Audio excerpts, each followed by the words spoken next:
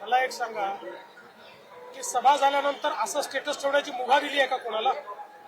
अशा प्रकारे चुकीच्या पद्धतीनं एखाद्या धर्मावर किंवा त्या धर्म अवलंब करणाऱ्यांवर अशी टीका करण्याचे कोणाला या ठिकाणी अधिकार नाही आहे. त्यामुळे सभेचा आणि याचा संबंध जोडण्याचं काही कारण नाही आहे.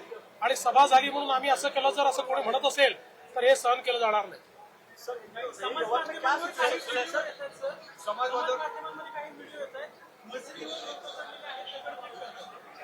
असं आहे की आता त्या ठिकाणी शांतता आहे.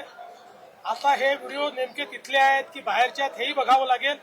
अनेक वेळा अशा परिस्थितीमध्ये आपण मागे देखील पाहिला, डॉक्टर व्हिडिओ, बाहेरचे व्हिडिओज हे देखील दाखवले जातात, प्रेसिपिटेट करण्याचा प्रयत्न केला जातो.